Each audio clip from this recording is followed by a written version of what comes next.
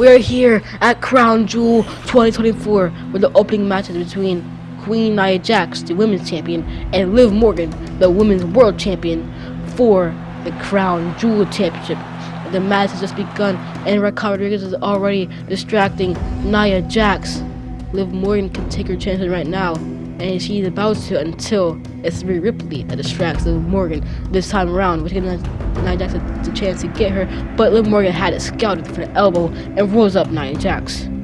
Nia Jax counters it into her own whelp. She's about to steal the Crown Jewel championship from Liv Morgan. No, Morgan barely kicks out. Do we see Tiffany Stratton trying to grab a steel chair, but she doesn't put it inside the ring. She does not do it. We see Rhea Ripley on the outside of the ring, punching the crap out of Raquel Rodriguez, and Dom is yelling for the referee's help. We see Nia Jax roll up to Liv Morgan, but the referee is distracted, ejecting Mommy out of the arena. And now he just notices, and it's already been 3, which gave Liv Morgan just the amount of time to kick out at 2. And now we see Liv Morgan going for a cold breaker to Nia Jax, double knees to the head, and the cover hook of the leg. And Nia Jax kicks out at 1. Liv Morgan cannot believe it. Now Morgan try to end things quick. She's gonna go for an Oblivion, but staying inside the ring, but no, Nia Jax counters. And Nia Jax is free to the referee. We're not cutting her up. She tosses him and Liv Morgan inside of the corner. We see Raquel Rodriguez taking it as an advantage against Nia Jax, picking her up and putting her down to the mat. And we see Liv Morgan going into the cover, hook of the leg, 2, and Jax kicks out. And we see Dominic Mysterio exposing the turnbuckle. When Tiffany Stratton notices it, she's trying to stop him, but no, she gets there, and Raquel Rodriguez wipes her out. And Raquel is decimating Tiffany Stratton right now. She doesn't, because Liv Morgan suggested Raquel Rodriguez to stop anybody from attacking her Dom, and she's continuing her assault to Tiffany Stratton until the referee notices it. He's had enough and ejects Raquel Rodriguez out of the arena. And we see Dominic Mysterio putting a chair inside of the ring and takes the referee to the outside of the ring so he can give Morgan a chance. And then Tiffany Stratton, she gets in the ring, grabs a chair, and takes out Liv Morgan. Oh my god, this is karma for what Dominic had just did. And now Nia Jax going for an annihilator to Liv Morgan to become Crown Jewel champion. But the exposed turnbuckle referee is working on it. The Dominic Mysterio exposed earlier. Tiffany Stratton wakes up the referee, but it's too late because Morgan already kicked out before the count of 1. And Tiffany Stratton ejected from the arena because she got caught with the evidence from the steel chair. And then Liv Morgan over an Oblivion. And now, under the cover, hook of the leg, Nia Jax is done. 2, and Nia Jax barely kicks out. The Crown Jewel Championship is still alive. And we see Dominic Mysterio breaking things up when Nia Jax went for the cover. And now working on the knee of the referee. Hitting knee strikes over and over again. Nia Jax notices this and wipes out Dominic Mysterio. She is absolutely demolishing Dominic Mysterio. Just hitting stomps over and over again. The referee is back up from the outside of the ring. He notices Dominic Mysterio, who rolled out of the ring, and ejects him out of the arena as Nia Jax hits an annihilator, but she doesn't go for the pin because she knows that the referee ejected Dominic Mysterio. She waits for the referee to get back in position, and she picks up the Crown Jewel Championship, Queen Nia Jax.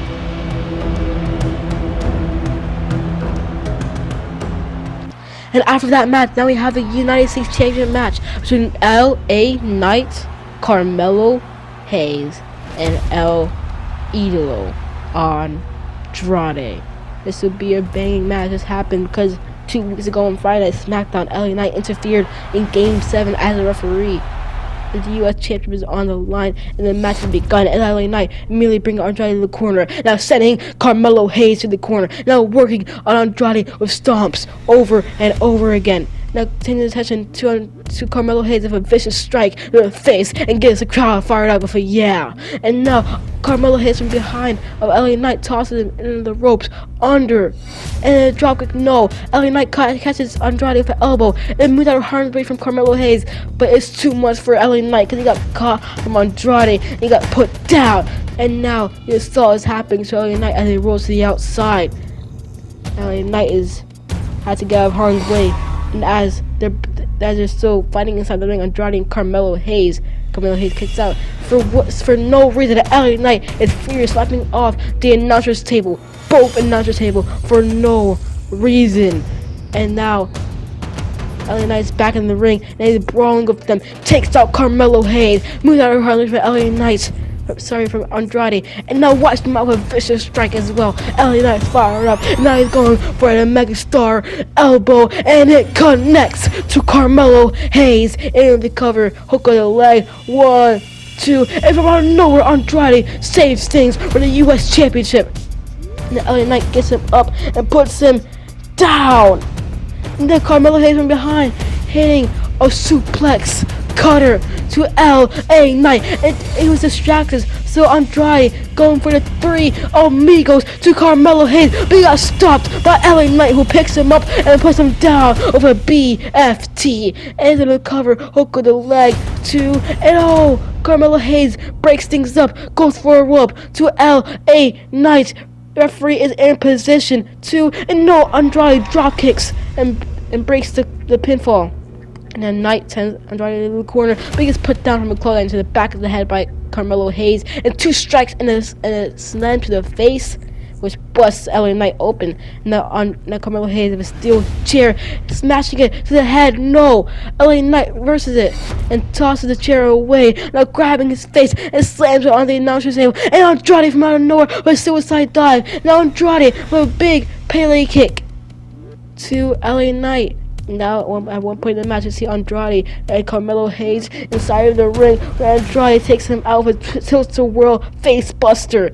Now sends him to the barricade on the outside of the ring, and now leaps over the top rope to LA Knight on the outside of the ring. Now Carmelo Hayes is getting back up to his feet, and he also gets wiped out by Andrade. Andrade El Idolo is fired up. What a U.S. triple threat match.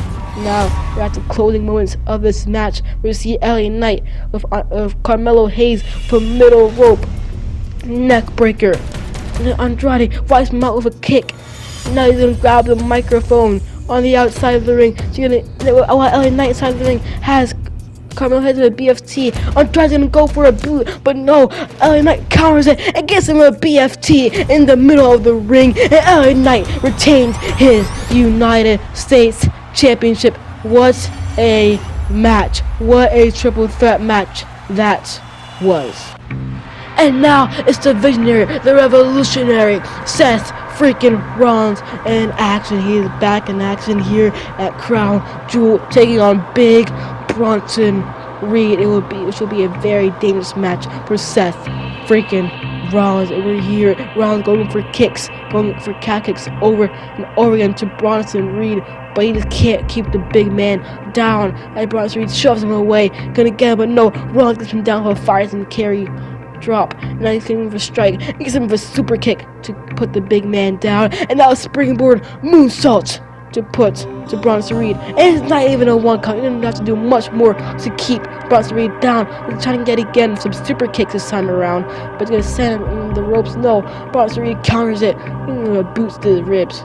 Now strike. No, Rollins trying his hardest best to keep Bronson Reed down, sending him in the corner, but Reed keeps on countering Seth Rollins. Now Reed, no, Rollins counters. Rollins now, what does he do? He puts Bronson Reed down, and finally into the cover, hook of the leg. This time it's only a 1 count though. Now Bronson Reed telling Rollins to come on, bring it on. And he's just no selling every single strike, every single chop, Rollins putting it into him. So he counters him and takes him out with a big vicious clothesline, and he gets him with a senton. What is Bronson Reed gonna do? He's gonna go up for a tsunami, but Rollins got up immediately because he knows how dangerous it is to stay down for a tsunami. And now he's gonna counter it around to a Phoenix splash in a big Bronson Reed. Rollins in the cover, hook of the leg, 1, 2, and Reed barely kicks out. It's like each move Rollins does is the closer he gets to beating Bronson Reed. And now he has him in the corner, but no, Reed counters for the elbow, and then Bronson Reed puts him down with a sit-out axe driver, and the cover, hook of the leg, 1, 2, and no! Rollins barely kicks out. I really cannot believe it. He does not know what to do at this point in the match. There's only one thing he can do, and that's a tsunami. Will it connect? No, it does not connect. Rollins moves out of harm's way just barely and gets Bronson Reed of a pedigree. In the cover, hook of the leg. 1, 2, and oh my god, this is a 1 count actually. My life is saying 2. Now Rollins with a stomp and a big Bronson Reed into the cover, hook of the leg. 1, 2, and what is it? Oh, Reed barely kicks out yet again. Rollins has nothing to do. He put out everything in his arsenal, and now Reed and Rollins are trading blows back and forth, but now Reed's getting cocky yet again, telling Rollins to bring it on, telling him hit me right here in the face, and Rollins is bringing it on, but Rollins is exhausted. He's not pulling off big strikes, so he pulls off one biggest swipe out for a headbutt, and now Bronson Reed puts him down and fires him carry position and a senton for a good measure. Now Reed's finally gonna go right back up to the top turnbuckle and connect a tsunami, and all it took was just one tsunami to put Seth freaking Rollins away. Congratulations to Big Bronson Reed.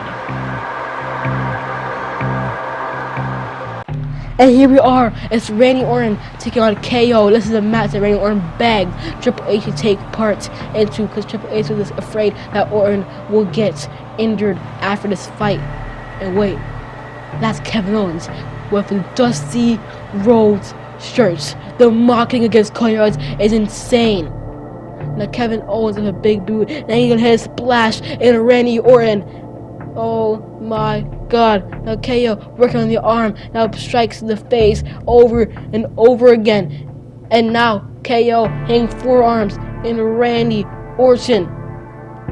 It's disgusting to watch from KO. He's absolutely decimating a 14-time world champion in Randy Orton. He has him up in a power position. This is bad to watch. KO now just yeeting him up and over to the outside of the ring like he's just a bottle of water getting tossed to the trash can. Now KO has him up for a powerbomb on the barricade. For God's sake, stop this match, referee, right now. Now KO with a powerbomb on the apron. And he's gonna yeet him yet again in the apron. Now KO gonna make his way right back into the ring. Orton is hurt. Orton wiped out. Now KO's telling the referee to count this. Now he's taunting to the crowd on behalf of it. Now Randy Orton is back in the ring. He tosses him once. He bumps into the referee and tosses him yet again to the outside of the ring. Now KO says, the more you get up, the more I destroy you. And Orton keeps on getting up as KO goes to the outside, and he slams him on the announcer's table to stop getting up, Orton. Because like KO said, the more you get up, the more you're going to get destroyed. Now KO yet again returning back in the ring. He's going to have his seat and he's waiting for the referee to count to 10. Orton, just stay down, don't get back up. Now is Orton going to stay down or really get right back up and get inside of the ring? As the referee on a count of 8, and Orton gets up as he tosses KO to the other side of the barricade. Now KO getting the strike. He's gonna have him from fighting the carry position, but Orton fights out of it. Orton with a strike, but no, it seems as if every strike Orton hits, the more KO gets more aggressive as KO has him up in the fighting the carry position. He's gonna have him down on the steel steps. Oh my god. Now KO has him in the steel post right now and slams him down on the floor. Now Kevin Owens with Randy Orton inside of the ring. Now he's gonna have him, and now he has him. No, Orton counters the stunner. He's getting fired up. This is vintage Randy Orton with a power slam. Oh my god. Randy Orton tosses him in the ropes for a hangman DDT. Oh my god, come on Orton. Defeat KO. Orton is fired up. He's ready to go for an RKO.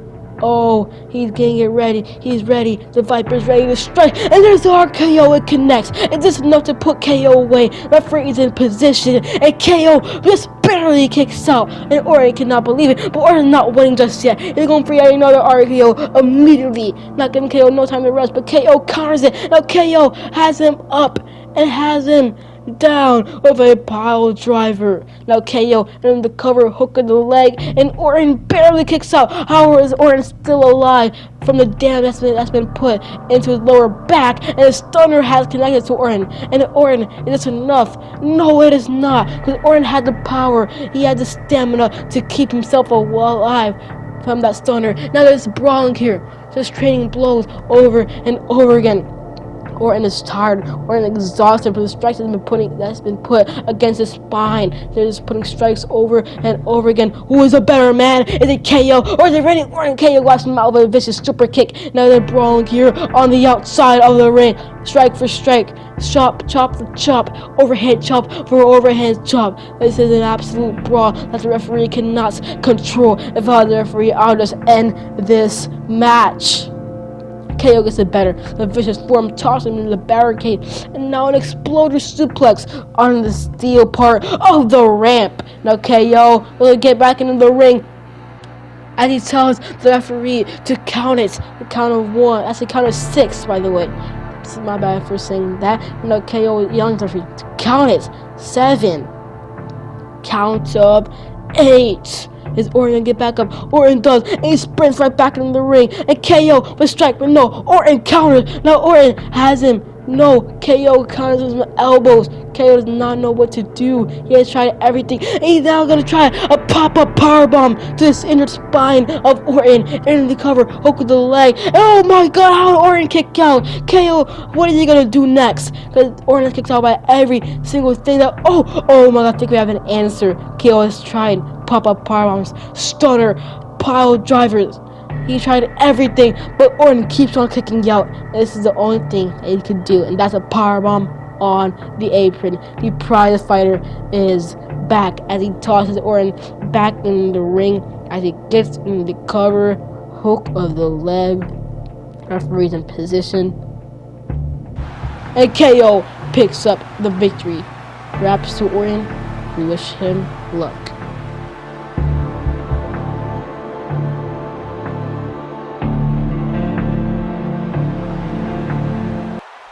We're here in the Women's Tag Team Championship Tornado Tag Team match, where it's all out brawl inside of the ring, where Jakara Jackson and Io Sky roll to the outside with kendo sticks, and Jakara Jackson gets the better of Io Sky. She wipes out Piper Niven. She breaks the kendo sticks into pieces on Io Sky.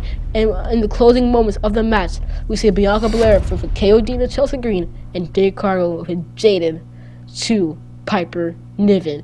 We see it's Lash Legend tossing Bianca Belair up and over to the outside, and Jakara Jackson tossing Jade Cargill to the outside. Oh my God. And then Jakara Jackson is now tossing Chelsea Green to the outside of the ring, where it's free to pin Piper Niven, who got jaded by Jade Cargill, and their new Women's Tag Team Champion. Can you believe it? They just stole the victory from Jade Cargill and Bianca Belair. What a moment for the NXT superstars.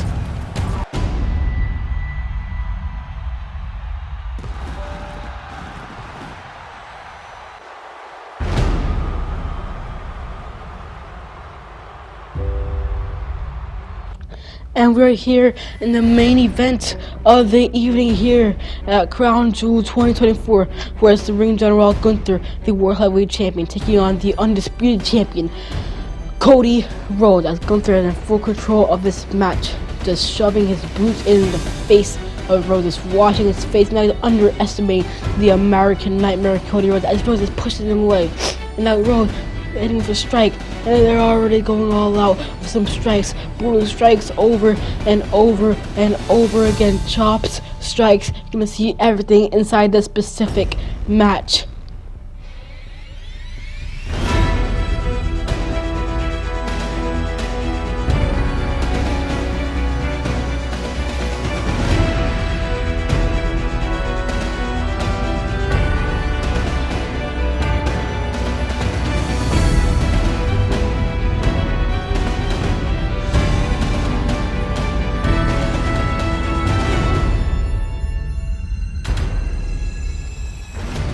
We then see Gunther picking up Cody Rhodes and putting him down with a vicious lariat. Now Gunther picking him up immediately and then getting him up and down for a powerbomb.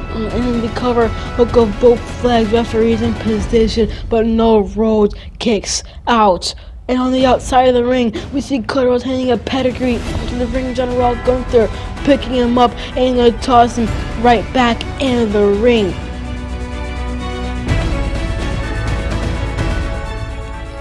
Cody Rhodes calls him up and puts him down with a crossroads. Into the cover, hook of the leg too, and Gunther kicks out.